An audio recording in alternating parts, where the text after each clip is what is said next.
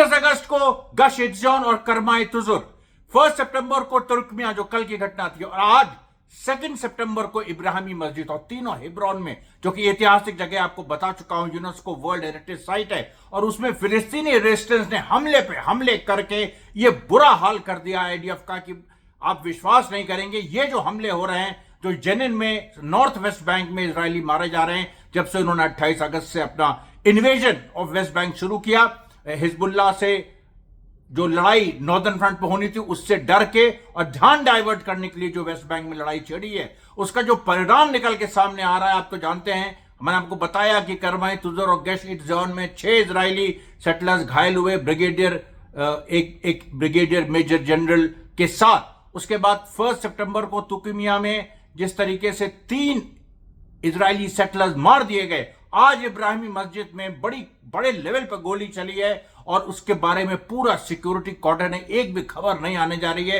लेकिन मैं इस कार्यक्रम के अंत में आपको बताऊंगा कि वहां पर एक्चुअली क्या हुआ है, क्योंकि इसमें 2 संभावनाएं हैं। अभी पूरी तरह से रेजिस्टेंस की तरफ से भी खबर नहीं आई, लेकिन 2 संभावनाएं हैं, और दोनों में से दोनों संभावनाएं इतनी भयानक और इतनी जबरदस्त है आईडीएफ के लिए कि आपकी मतलब उनके पैरों तले जमीन खिसकना बिल्कुल लाजिम है, और वो खिसक गई है, ये पूरा दिखने में आ रहा है। और आपको एक चीज और बता दें उसके पहले, अमरीश मिश्रा स्पीक में आपका स्वागत है। मैं देखिए इस समय महाराष्ट्र में हूं, ट्रैवल कर रहा हूं। ये इस वीडियो में भी शायद कुछ टेक्निकल कुछ इश्यूज हों। अभी कल ही एक हमारे फॉलोअर ने कमेंट किया कि आई लेवल पे चीजें नहीं हो पाती हैं, कभी कभी मुझे ऊपर देखना पड़ता है, कभी नीचे देखना होता है। तो ये सारी चीजें देखिए फील्ड में रहने की वजह से होता है, क्योंकि फील्ड में जब आदमी रहता है तो उसको उस तरह से कैमरे पे ध्यान नहीं दे पाता है। फिर भी हम उसको पूरी तरह से इंप्रूव करने की कोशिश करेंगे। आप सबका बहुत बहुत धन्यवाद, और इसी तरह से लाइक और सब्सक्राइब करते रहिए चैनल। रोज हम खबरें दे रहे हैं आपको, और देखने का जो टाइम है उसको आप लोग प्लीज फिक्स कर लीजिए, 15 से 20 से 25 मिनट, जो भी मैक्सिमम टाइम आप दे सकते हैं। मैं रोज कहता हूं इस बात को, उसकी एक वजह है और वो मैं आपको बताऊंगा कभी। और उसके साथ जो कमेंट वाली बात है वो आप बहुत ही उसको सीरियसली उसको लीजिए, ध्यान से लीजिए। बहुत सारे लोगों की नजरें इस चैनल की तरफ हैं, एक काफी बवाल मचा हुआ है। खुद मेरे ऊपर इतने प्रेशर पड़ रहे हैं, लेकिन हम अडिग हैं, हम हमेशा से अडिग हैं, आज भी अडिग हैं, हमेशा अडिग हैं। हम इलाहाबाद का पानी पिए हैं, हम लखनऊ के जाके परवान हमारी जवानी चढ़ी है, बनारस में मेरी पैदाइश है। हम इन 3 ऐतिहासिक शहरों के एक मिली जुली संस्कृति से निकले हैं, और इसलिए देखिए यही मैं कह रहा हूं आपसे कि ये जो फिलिस्तीन में हो रहा है, ये पूरे मेरे दिल में ना, पूरी मेरी नजरों में, मेरे दिमाग में एक फिल्म की तरह आता है, और जो मैं आपको बताता हूं। अब मैं आपको बताऊं कि जो एक दूसरी बड़ी घटना इजराइल के अंदर क्या हुआ। इजराइल के अंदर कल मैंने आपको बताया था कि जो 6 सेटलर्स जो गाजा से जो होस्टेजेस थे, जिनकी लाशें बरामद हुई, उसमें नेतन्याहू ने कहा कि इनको हमास ने मारा है। हमास ने कहा कि नहीं, ये इजरायली फोर्सेस के बम्बार्डमेंट में मारे गए हैं। हम हमेशा कहते रहे कि होस्टेजेस को रिलीज करो, लेकिन नेतन्याहू ध्यान ही नहीं दे रहा है इस पे, पूरे अपने राइट विंग की बातें सुन रहा है, और उसने सारे नॉर्म्स तोड़ दिए हैं, सब कुछ तोड़ दिया है। ये जो सारी चीजें हैं, देखिए ये जो सारी चीजें हैं, ये अब जमीन पे परकुलेट कर गई। इजराइल में आज जो वहां का सबसे बड़ा ट्रेड यूनियन है उसने कॉल दिया, और आज पूरा इजराइल बंद रहा, और बंदे नहीं रहा बल्कि उसमें कई जगह कॉन्फ्लिक्ट हुए, सीधे सीधे पुलिस से लड़ाई हुई, लाखों लोग सड़क पे आ गए। कल रात भी लाखों लोग आए थे, आज रात भी लाखों आए थे, और उनका सीधा सीधा सिर्फ सिंपल ये कहना है कि हमास के साथ डील करो और ये लड़ाई रोको। हमारे जो भी अब होस्टेजेस बच गए हैं, जो भी वहां पर हैं, 100, 110, किसी को संख्या नहीं मालूम, क्योंकि कितने इजरायली बॉम्बिंग में मार दिए गए हैं, क्या हो गया, किसी को कुछ नहीं मालूम। फिर भी कम से कम जो 100 के ऊपर होस्टेजेस हैं उनको रिहा करो, हमास से समझौता करो। हमास से ही समझौता करके तुम कुछ कर सकते हो। और हमास भी यही कह रहा है कि हमने तो जुलाई 2 में बाइडेन की डील मान ली थी, हमने तो कई शर्तें अपनी छोड़ दी थी, लेकिन हम वो शर्त कैसे छोड़ दें कि इजरायली सेना कह रही है कि हम फिलाडेल्फी कॉरिडोर नहीं छोड़ेंगे, नेत्जरीम एक्सेस नहीं छोड़ेंगे, ये हम कैसे मान लें। ये तो हमारी जनता, जो 40,000 से ऊपर गाजा में लोग शहीद हुए हैं, जो कई हजारों वेस्ट बैंक में शहीद हुए हैं, उनकी आत्मा के साथ, उनके पूरे उनकी जो भी उनकी सोल, उनकी लेगेसी के साथ ही इतना एक तरह से उसको अब्यूज करना होगा, ये तो हम कर नहीं सकते। जब तक एक फिलिस्तीनी भी जिंदा है तब तक ये समझौता इन शर्तों पे नहीं होगा। लेकिन हाँ, हम बहुत सारे और चीजों पे लचीले हुए हैं। और वाकई जो जुलाई 2 को जो बाइडेन का प्रपोजल था उस पर हमास पूरा तैयार हो गया था, और अमेरिका के नेगोशिएटर्स और इजराइल के नेगोशिएटर्स कितने नाराज हैं नेतन्याहू से। लेकिन क्या है ना कि वहां का सिस्टम ऐसा है कि वहां की जनता का कभी कुछ सही नहीं रहा है। फिर भी आपको बताएं कि इजरायली हिब्रू न्यूज़पेपर में एक जबरदस्त ऐसी एक लेख आया है, मारिव उसका नाम है, मारिव हिब्रू न्यूज़पेपर। आप देख लीजिए, बहुत जबरदस्त उसमें जो बात कही है, उसने ये कहा है कि कल रात को एक चीज जो इजराइल की जनता उसके हुक्मरानों को जोड़ती थी वो टूट गई। यानी कल रात जो हुआ, जो 6 लाशें मिली और जो हमास के नैरेटिव को वहां की जनता ने माना कि इसको आईडीएफ नहीं मारा है, नेतन्याहू ने ही अपनी पॉलिसीज की वजह से इन 6 होस्टेजेस को मारा है, और जनता जो सड़क पे आ गई लाखों की संख्या में, आज भी सड़क पे है।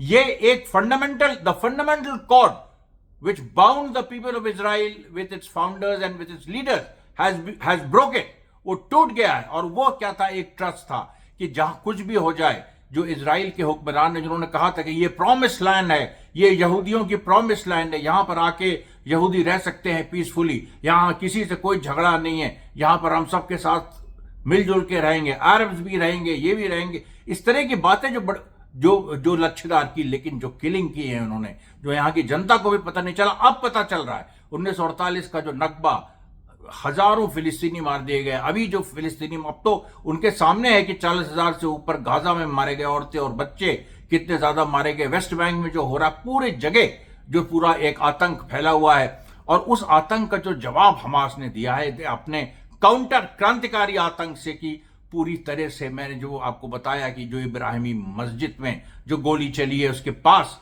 उसमें इतना जबरदस्त तरीके से जो उसका रिएक्शन हुआ है, और उसमें जो इजरायली फोर्सेस का इतना मनोबल गिरा है कि उसमें बताना मुश्किल है। तो मैं इस टॉपिक पे था कि जो फंडामेंटल एक कॉर्ड था इजरायली जनता का अपने हुक्मरानों से, वो टूट गया है। अब वो ट्रस्ट नहीं रहा। जो मैंने कल टाइटल दिया था अपने वीडियो का, आईडीएफ में विद्रोह, अब वो टाइटल देना पड़ेगा आज के वीडियो को, इजराइल में विद्रोह। ये विद्रोह की स्थिति है। और इसमें मैं आपको बता दूं, नेतन्याहू का हाल शेख हसीना जैसा होने जा रहा है। ये भागेगा अपना देश छोड़ के, इसकी खुद की जनता इसको दौड़ाएगी, और इस तरह की स्थितियां ऑलरेडी पैदा हो रही हैं इजराइल में। और ये हो सकता है कल ना हो सकता है कि कुछ दिनों तक, 1 हफ्ते 2 हफ्ते ना हो, लेकिन ये इसी साल होगा।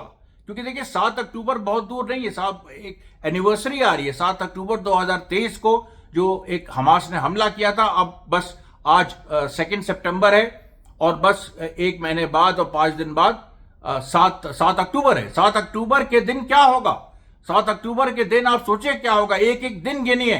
7 अक्टूबर नजदीक आ रहा है, नेतन्याहू का भागना तय है। वो उसी दिन, उसी के आसपास इजरायली जनता विद्रोह करेगी, जहां इसके और इसके गुर्गों को भागना पड़ेगा। और जिस तरीके से शेख हसीना अंतिम समय तक, मतलब कल वो भागी और उसके एक दिन पहले तक उनको क्लैरिटी नहीं थी कि क्या हो रहा है, और हमें इस तरीके से भागना पड़ेगा। वही हाल है। नेतन्याहू और राइट विंग जितने फोर्सेस हैं सब सो रहे हैं, सब अपने सत्ता के नशे में। कोई कह रहा है कि वेस्ट बैंक ऑक्यूपाई कर लो, कोई कह रहा है कि अरे एक महिला मिनिस्टर है, उसने कहा कि हमने लैंड ऑक्यूपाई नहीं की, हमने तो इनहेरिट की है। इनहेरिट तुमने कैसे कर ली?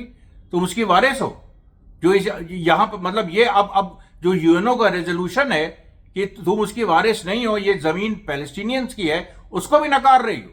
पैलेस्टीनियन स्टेट को तो नकार ही दिया, अब उसको भी नकार रहे हैं कि हम वारिस है। मतलब हम अपने एंशिएंट टाइम्स में, मतलब जहां 10th सेंचुरी बीसी और 11th 12th 13th 15th century BC Moses कह रहा है, इब्राहिम कह रहा है, उसके हम वारिस हम। बताओ, इस तरह की बातें, इस तरह की जो इलॉजिकल इरेशनल बातें, ये आम इजरायली को समझ में नहीं आ रही।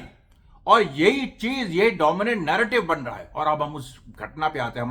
हम आपको नॉर्थ वेस्ट बैंक में जो रेजिस्टेंस की लड़ाइयां हुई वो भी बताएंगे, लेकिन जो साउथ वेस्ट बैंक में जो लगातार आज तीसरे दिन जो लड़ाई हुई है इब्राहिमी मस्जिद में, आप तो जानते हैं कि जैसे मैंने बताया कि 6 इजरायली सेटलर्स घायल हुए 31 अगस्त को, फिर उसके बाद 1 सितंबर को कल 3 इजरायली सेटलर्स मारे गए, और आज जो है 8 इजरायली जो सेटलर्स हैं, ये मैं आपको कॉन्फिडेंशियल एक बात जो अभी सामने आई है, 8 इजरायली सेटलर्स लगभग, मतलब मैक्सिमम 4 से 8 इजरायली जो सेटलर्स हैं वो बुरी तरह घायल हुए हैं, और उसमें 2 सीनियर रैंक के ऑफिसर्स हैं। हेब्रोन के इब्राहिमी मस्जिद के पास ऐतिहासिक कांड हुआ है, गोली चली है, और यह आपको बता दें कल भी जो तुर्कियोमिया में जो कांड हुआ था, उसका जो उसको किसने किया था, मोहन्नद महमूद उसका नाम है, मोहन्नद महमूद, और वो कौन था, वो शहीद हो गया आज।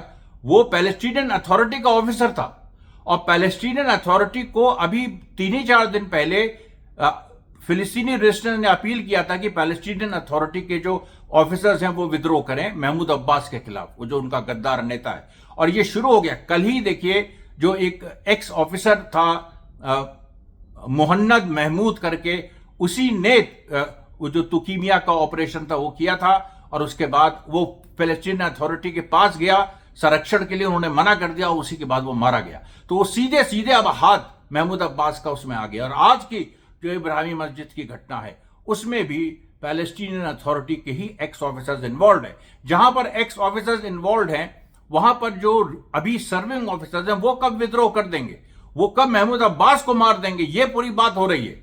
आप समझिए चीज को, गंभीरता को समझिए। विश्व वो ये छोटी सी जगह नहीं है फिलिस्तीन, मैं बार बार कह रहा हूं, पूरा विश्व के एकदम सेंटर है, केंद्र में है, मैप में भी बिल्कुल सेंटर में है। पूरी दुनिया इसके इर्द गिर्द घूम रही है, लिटरली घूम रही है इस समय, तो पॉलिटिकली भी घूम रही है। और आपको एक और खबर बता दे, रशिया ने सीरियन गोलन हाइट्स जो ऑक्यूपाइड हाइट्स है, यानी रशिया के बेसेस नॉर्थ सीरिया में है, लेकिन रशिया ने एक ऑब्जर्वेशन साइट बना ली है, कहां पर, जो ऑक्यूपाइड सीरियन गोलन हाइट्स है, यानी जो इजराइल ने 1967 में गोलन हाइट्स का एरिया कब्जा किया था, उसको देखते हुए रशिया ने एक टावर बना लिया, यानी अमेरिकन बेसिस को भी लांग गया है रशिया।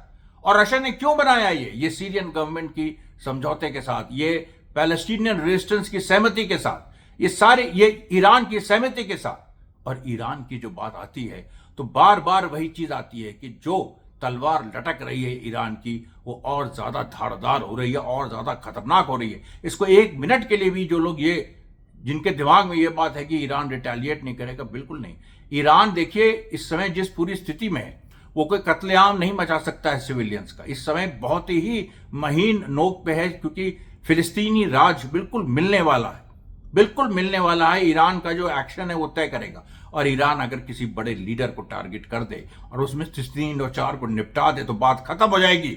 8 अक्टूबर के पहले कर दे, 8 अक्टूबर के बाद, क्योंकि 8 अक्टूबर के बाद से जो पूरा समय है, जो उसके बाद जो दिन है, उसमें इजरायली जनता खुद ही विद्रोह करेगी। और ईरान के हमले के बाद भी विद्रोह कर सकती है। जब भी कोई एक राइट विंग लीडर मारा जाएगा, बेन गेवियर या स्मोत्रिच, या जैसे आज जो एक महिला एक मिनिस्टर है, बहुत ही मतलब क्या मैं कहूं कि बिल्कुल दिमाग से संट और बिल्कुल एकदम रेसिस्ट और अपार्थाइड में विश्वास रखने वाली, जिसने कहा हम वारिस है। तो ये जो लोग हैं जब मारे जाएंगे तब आप देखिएगा वो पूरा गेम प्लान है ये ईरान का, और उससे इजराइल की कमर टूटेगी, क्योंकि उससे साफ हो जाएगा भाई। आप सोचिए, इजराइल अलग देश है, ईरान अलग देश है, भारत अलग देश है, मानसिकता जनता की अलग है। इजराइल की जनता की मानसिकता यह बनाई गई है कि तुम सुपर ह्यूमन हो, तुम पूरी दुनिया पे राज करते हो। ये बताइए, अमेरिका राज करता है एक्चुअली एक समय तक, अब तो वो भी नहीं करता, अब तो रशिया और चाइना तमाम इस तरह के देश उभर गए हैं। अमेरिका दुनिया पे राज करता था और इजराइल उसका लठैत था, लेकिन इजराइल की जनता को बताया गया कि नहीं, अच्छा अभी से नहीं, शुरू से, कि नहीं, ये है कि तुम दुनिया पे राज करते हो। और तो वो जिसको ये बताया गया है, जिसको आप सोचिए एक बच्चे को जिसको बचपन से ये बताया गया है कि उसका पिता दुनिया पे राज करता है, और उसके बाद जब वो बच्चा थोड़ा सा जब बड़ा होता है, देखता है कि कोई आया कोई ऐसे ही एक मजलूम, उसने 2 थप्पड़ बाप को मारे और बाप कुछ नहीं कर पाया। यही स्थिति इजराइल, तो उस बच्चे का क्या होगा, उसकी मन स्थिति का क्या होगा? वही स्थिति इजरायली जनता की। इजरायली जनता 100% इस बात को वो सह नहीं पाएगी। और ये देखिए आज जो 2 सितंबर है, मैं भविष्यवाणी कर रहा हूं कि 2 सितंबर से लेकर के 8 अक्टूबर, ये 7, 8, 9, 10 अक्टूबर तक का जो समय है ये बहुत ही सेंसिटिव है। इस दिन मैं 100%, देखिए कल से तो नहीं वादा कर रहा हूं, लेकिन 4 या 5 सितंबर से 2 या 3 वीडियो मैं पूरी बनाने की कोशिश करूंगा। मैं जानता हूं मैंने कई बार ये बात कही है, लेकिन इस बार ये इंप्लीमेंट करना ही होगा, क्योंकि जिस तरह की परिस्थितियां आ रही हैं, जिस तरह की सिचुएशन डेवलप हो रही है, उसमें ये बहुत जरूरी हो गया। उसके बाद देखिए गाजा में आज जो अल नसर सिस्टम, जो एक सॉलिड जो प्रोपिल्ड जो रॉकेट्स होते हैं, उनको किस तरीके से आज बड़े इंजीनियस तरीके से यूज किया फिलिस्तीनी रेजिस्टेंस ने। कई जो मुताकिब जो इजरायली साइट है, जो फज्र, जो इस तरीके, नहीं सॉरी, जो फज्जा इजरायली साइट है, फज्र तो एक और मिसाइल है, तो उसमें जो नस्र जो मिसाइल सिस्टम है, जिसमें सॉलिड जो प्रोपेलेंट्स यूज होते हैं, और वो उतना इफेक्टिव नहीं जितना लिक्विड प्रोपेलेंट्स है, लेकिन उसकी जो मार होती है, उसकी जो ड्यूरेबिलिटी होती है, वो ज्यादा होती है। तो वो पूरी आज वो फिलिस्तीनी रेजिस्टेंस ने यूज किए कई जगह, नेत्जरीम एक्सेस पे भी फायर करने के लिए। और इस तरीके से फिलिस्तीनी रेजिस्टेंस गाजा में, जब इसराइल वेस्ट बैंक में फंसा हुआ है, उधर वो हिजबुल्ला के साथ फंसा हुआ है, तो गाजा में लगातार रिफाइनमेंट हो रहा है, ये हो रहा है। और कल तो आप और ये तो आपको मैंने बताया कि आईडीएफ में विद्रोह जैसी स्थिति, आईडीएफ में कितने सोल्जर्स ने गाजा में वापस लड़ने से मना कर दिया, और उसको लेके इजराइल कोर्ट मार्शल तक में जाने की बात कर रहा और जाएंगे ही। और उसके साथ, और अब तो जब से ये जो जन आंदोलन शुरू हुआ, और जन आंदोलन के बारे में एक बात मैं बताना भूल गया कि जो आज इजराइल में बंद था, पूरी तरह से बंद रहा, उसके खिलाफ, अपनी जनता के खिलाफ, अपनी सबसे बड़ी ट्रेड यूनियन के खिलाफ इजरायली जो गवर्नमेंट है वो कोर्ट में गई, और उसने कोर्ट से एक ऑर्डर लेना चाहा कि ये जो इलीगल स्ट्राइक है, क्योंकि ट्रेड यूनियन ने स्ट्राइक बुलाई है, और किसी ट्रेड यूनियन वाले इशू पे नहीं, किसी ऐसे नहीं कि हमारी पगार बढ़ा दो या ये कर दो, नहीं, ऐसा इशू नहीं, ये पॉलिटिकल इशू पे हो रहा है। तो ये मान गए ये लोग कि पॉलिटिकल इशू पे हो रहा है, और कोर्ट ने इस तरह का एक स्टेटमेंट भी दिया कि उनको एक टाइम दिया कि 2:30 से 3 बजे के बीच अपनी हड़ताल खत्म कर दो, लेकिन हड़ताल खत्म नहीं हुई, कोर्ट को डिफाई किया गया। और वहां पर इजरायली सिटीजन ने कहा कि ये कोर्ट क्या चीज होती है, इसी कोर्ट को नेतन्याहू खत्म करना चाहता था, और इसकी रक्षा के लिए हम लोग सड़क पे थे। 7 अक्टूबर के पहले एक बड़ा जन आंदोलन इजराइल में चल रहा था नेतन्याहू को हटाने के लिए। तो वो जो, और क्योंकि उसमें नेतन्याहू ने ऐसे कुछ रेजोल्यूशन नेतन्याहू ला रहा था कि उससे जो कोर्ट की पावर्स हैं वो कम हो जाए, जैसे भारत में भी कई कोशिशें हुई हैं। अब ये जो बात है, देखिए जो स्टैंड ऑफ हो गया है, यहां तक पहुंच गया है कि इजरायली सरकार अपनी जनता, और इजरायली सरकार का भी जो एक हमेशा से वो रहा है कि हमारी जनता तो इतना हमसे क्लोज है, किसी देश की जनता इतनी अपनी सरकार से क्लोज नहीं रहती। भारत कुछ नहीं है, अमेरिका भी कुछ नहीं है, यूरोप भी कुछ नहीं। जो इजरायली जनता इजरायली सरकार के साथ रहती है, कहां गई तुम्हारी इजरायली जनता और कहां गई इजरायली सरकार? आज दोनों आमने सामने खड़े हैं, गोली चल रही है एक दूसरे के ऊपर, कल को बम चलेंगे, कल को हत्या का प्रयास होगा और हत्या भी हो सकती है। ये देखिए जो पूरी बातें हैं, ये हिजबुल्लाह भी देख रहा है, और हिजबुल्लाह ने आज वेस्टर्न गलीली में इतनी एक जो मतलब नॉर्थ इजराइल का जो एक थोड़ा वेस्ट का जो पार्ट है, उसमें आज उसने फिर से अपनी जो पिछले दिनों मार कम कर दी थी उसने, वो ऐसे करता है, कम करता है, ज्यादा बढ़ाता है, कम करता है। आज हिजबुल्लाह ने फिर से 60 से 70 मिसाइल्स छोड़ी, और पूरा जो अपर गैलिली वो डिफेंसलेस है। वहां पर जो पूरी सेना है वो ज्यादा वहां पर तितर बितर हो गई है। कुछ जगह सोल्जर्स है, कोई वहां पर, आप सोचिए, कोई वहां पर बचाने, मतलब भुस भर गई है इजराइल की। नॉर्दर्न फ्रंट पे तो इतनी बुरी हार हुई है कि कोई, मतलब साउथ गाजा में जो, मतलब साउथ में यानी गाजा में जो हार हुई है वो तो हुई है, वो तो एक वॉर ऑफ एट्रिशन के थ्रू हिजबुल्लाह ने जो हराया है। और हिजबुल्लाह ने जिस तरीके से अपनी ये दिखा दिया कि इजराइल से ज्यादा वो सुपीरियर, उसके पास टेक्नोलॉजी है, उसके पास मारक क्षमता है। और इजराइल ने सोचिए इसी डर से इतना बड़ा एक वेस्ट बैंक पे एक इन्वेजन की मतलब जरूरत कर दी। और उस इन्वेजन में क्या हो रहा है, मैंने बताया अभी आपको साउथ हिब्रोन वाली घटना, उसके बाद मतलब ये जो साउथ वेस्ट बैंक में हिब्रोन की जो तीसरी इब्राहिमी मस्जिद वाली घटना, और उसके अलावा जेनिन में क्या हुआ, हरीतिया एक्सेस पे आज पूरी जो जिस तरीके से रेजिस्टेंस फाइटर्स ने फिर टैक्टिक्स बदल दी, फिर टैक्टिक्स बदल दी, और इस बार जैसे उन्होंने कल कुछ ऐसे एक फाइटर को ये इजरायली फोर्सेस ढूंढ रही थी, उनके जो उनसे मिलते जुलते लोगों को जैसे उन्होंने आसपास रखा, और वो जो थर्मल इमेजिंग है वो फेल हो गई इजराइल की। तो आज भी देखिए उसमें क्या हुआ, आज उन्होंने उल्टा किया। आज उन्होंने उस फाइटर को वहां बुलाया जेनिन में, वो वहीं जेनिन में मौजूद था, और थर्मल इमेजिंग से जो उस फाइटर का प्रोफाइल है वो इजराइल ने ट्रैक डाउन किया कि ये हरीतिया में है, और हरीतिया में उन लोगों ने ये ड्रोन अटैक किया। लेकिन तब तक वो वहां से जा चुका था, और फिर वही जो पुराने जो कल लोग थे, जो जिनकी शक्ल मिलती थी, वो वहां थे, और उन पे स्ट्राइक हो नहीं पाई क्योंकि उनके कोई ना कोई फीचर्स ऐसे थे जो उससे नहीं मिलते थे। देखिए कितनी अच्छा, और उसके चक्कर में आप सोचिए कितनी बड़ी बात है ये कि उस फाइटर को उन्होंने गायब किया कल। वहां पर इजरायली थर्मल इमेजिंग को उन्होंने एक तरह से डिस्टर्ब कर दिया, फिर आज वापस बुलाया।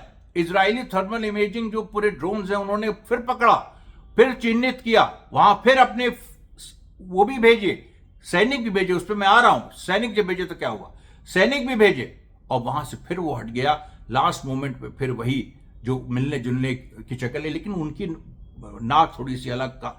थर्मल इमेजिंग में परफेक्ट इमेजरी आती है, वो ऐसा नहीं हो सकता कि, तो वो उससे पूरा फिर से पूरा एक तरह से गड़बड़ा गया मामला। और जो इजरायली फोर्स वहां पर आई थी उसको हरीतिया में वहीं पर एम्बुश कर दिया। 12 इजरायली सोल्जर्स घायल हो गए हैं, और उसमें से 6 कम से कम मारे जाने की खबर है। आज फिर वीडियोज आए हैं कि जो मृतक इजरायली हैं उनको उठा के इजरायली सोल्जर्स ले जा रहे हैं। आप बताइए, इस तरह की इंजेन्युइटी, ये खेल रहे हैं फिलिस्तीनी रेजिस्टेंस इजरायलियों के साथ खिलौने की तरह खेल रहा है, और उनके बाप की हिम्मत नहीं कि कुछ कर सके, क्योंकि उनके बाप जो हैं वो खुद घिरे बैठे हैं। इसलिए मैं आपसे ये कहना चाहता हूं कि ये जो पूरी बात है, ये जो पूरी लड़ाई है, ये जो पूरी जंग है, ये देखिए इसमें खालिद बिन वालिद मस्जिद को जो इन लोगों ने डिस्टर्ब किया था कल, मिलिट्री बैरक्स वहां पर कुछ समय के लिए बनाए थे, उसको खाली करना पड़ा क्योंकि वहां पर भी ऐसी मार हुई। मैंने आपको बताया कि उसमें जो पॉन्ड है उसमें से किस तरह से मैनूवरिंग करके जो फिलिस्तीनी रेजिस्टेंस ने वहां पर मारा।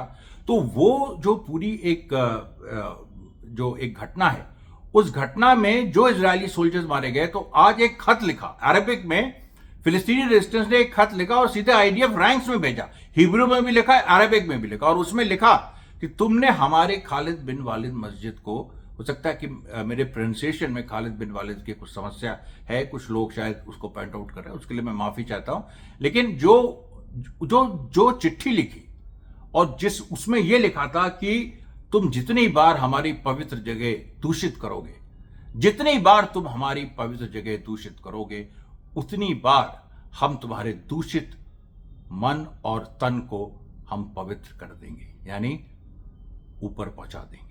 ये जो देखिए बात है, ये जो बात है, ये कि मार के मैसेज भेजना, ये तो बिल्कुल इलाहाबाद की सड़क पे जैसे हम लोग लड़ा करते थे उस तरह की बात है। मारो भी मैसेज भी दो, ये फिलिस्तीनी रेजिस्टेंस है। इसको कोई समझ नहीं सकता है जब तक वो उस तरह की स्थितियों में नहीं रहा हो, चाहे वो जिस भी स्तर पर। वो लोग तो बहुत बड़ी लड़ाई लड़ रहे हैं, हम लोग तो मोहल्ले पे लड़ाई लड़ते थे। लेकिन मैं एक बात बता रहा हूं कि वो उस तरह की टैक्टिक्स यूज करके कितने बड़े लेवल पे उसको ले गए हैं कि आज दुनिया उन टैक्टिक्स को मान रही है। और हम लोग जैसे जो लोग उस मिल्यू से निकले, जैसे मैंने कहा इलाहाबाद, लखनऊ, बनारस, उस मिल्यू से जो लोग निकले हैं वो उसको समझ रहे हैं, उसको एक एक चीज उनके दिमाग में फिल्म की तरह चल रही है, क्योंकि उन्होंने भी उस तरह की जिंदगी लखनऊ, बनारस, इलाहाबाद में देखी है बड़े होते हुए। तो ये देखिए जो जो इसकी जो नॉर्थ वेस्ट बैंक की, उसके बाद ट्यूबस में भी जो एक लड़ाई हुई, एक छोटी सी लड़ाई हुई, ट्यूबस से भाग खड़ी हुई आईडीएफ। तुलकरे में फिर से इन्वेट करने की कोशिश की, वहां नहीं सफल हुई। नाबलस में इस बार न्यू अस्कर कैंप पे हमला किया, वहां भी उनको असफलता हासिल हुई। रमल्ला के पास सिलवाद में फिर एक, जो कि एक्चुअली बिल्कुल साउथ, यहां से साउथ वेस्ट बैंक शुरू हो जाता है, जब ये इब्राहिमी मस्जिद वाली घटना घटी उसके पहले सिलवाद में भी एक्सप्लोजिव डिवाइसेस एक्सप्लोड की, और वहां पर भी इजरायली जो सोल्जर्स हैं और सेटलर्स हैं कम से कम 3 वो घायल हुए, बहुत ज़्यादा घायल नहीं हुए, मामूली घायल हुए, लेकिन एक वो वार्निंग है। और इसराइल बहुत अलर्ट हो गया है कि रमल्ला में महमूद अब्बास की नहीं चल रही है। रमल्ला उसका हेडक्वार्टर है महमूद अब्बास का, पैलेस्टीन अथॉरिटी गद्दार का। तो वो बात लेकिन उसकी चल नहीं रही है रमल्ला में। ये बात इसराइल को समझ में आ गई, दुनिया को समझ में आ रही है, और महमूद अब्बास की फंडिंग रुक जाएगी, फंडिंग रुक जाएगी उसको। वो तो रशिया भी पहुंच गया था और चाइना भी पहुंच गया था हर जगह पैसे मांगने, और वहां से मनाही हो गई, वो अलग बात है। लेकिन ये इसकी तो जो यूरोप और अमेरिका से भी थोड़ी बहुत फंडिंग होती है वो भी रुक जाएगी।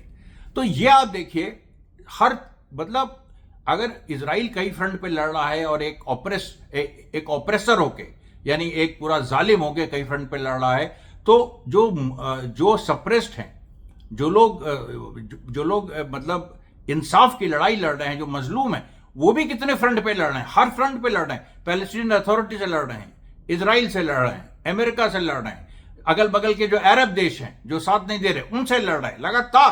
आप ये भी देखिए। तो ये जो पूरी एक बात है, ये जो महीन बातें हैं, इन बातों का। अच्छा, उसके बाद देखिए यमन ने आज कम से कम 3 जगह आज हमला किया। 3 जगह यमन ने मारा, करीब if I remember correctly 58 nautical miles. एक वहां पर एक पोर्ट है, उसके 58 नॉटिकल माइल्स, और एक शायद 62 nautical miles off the port of Hodeidah. तो वहां पर 2 जगह यमन ने मारा, और एक तीसरी जगह भी, क्योंकि UKMTO की जो रिपोर्ट आई है उसने ये भी कहा है कि एक तीसरी जगह भी यमन ने मारा, और उस तीसरी जगह का जो नाम है वो अभी पूरी तरह से जाहिर नहीं हो पाया।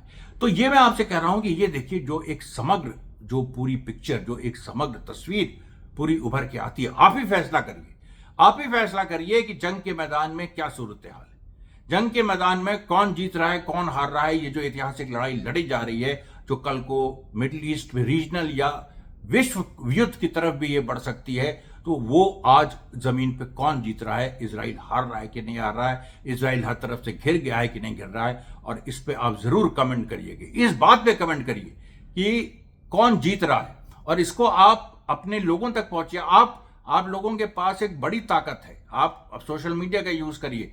आप ये व्यूज जो हम आपको दे रहे हैं, ये चीज आप पहुंचाइए। ये मैं नहीं कह रहा हूं मेरा वीडियो आप आगे के फॉरवर्ड करिए, लेकिन अपने ही नाम से आप करिए, अपने नाम से करिए। हाँ, ये जो विचार है, ये जो सच्चाई है, ये जो फैक्ट्स हैं जो मैं बोल रहा हूं, इनको आप चाहे वीडियो आप 1-2 बार देख के उनको नोट डाउन करिए, पॉइंट्स को। जिस तरीके से जेनिन में, मतलब जो बारीकियां जेनिन में जिस तरह से लड़ाई हुई, जो साउथ वेस्ट बैंक में हिब्रॉन में हो रहा है, जो गाजा में भी जिस तरह से एक अपर एज पूरा हमास के पास आ गया, हिजबुल्ला जो वहां पर नॉर्थ में कर रहा है, ये सारी चीजें इन पे आप रिपोर्ट करिए, और इन पे छोटी छोटी पोस्ट बना के, छोटा छोटा ये करके आप पूरा इसको वायरल करिए, पूरी तरह से लग जाइए। क्योंकि ये देखिए, अब वही मैं बार बार कह रहा हूं, 7 अक्टूबर आने वाला है, और कुछ ही दिनों की बात है, और 7 अक्टूबर जैसे ही करीब आता है, या जैसे ही उसका जो एक मतलब जैसे जैसे करीब आता जाएगा, हर दिन घटनाएं इसी तरह की होती रहेंगी, बढ़ती जाएंगी, और ये जो कॉन्फ्लिक्ट है अपने रेजोल्यूशन तक भी पहुंच सकता है 7 अक्टूबर और उसके आने वाले हफ्तों में। तो ये आज का प्रसारण यहीं तक, कल फिर आपके सामने हाजिर होंगे। धन्यवाद साथियों।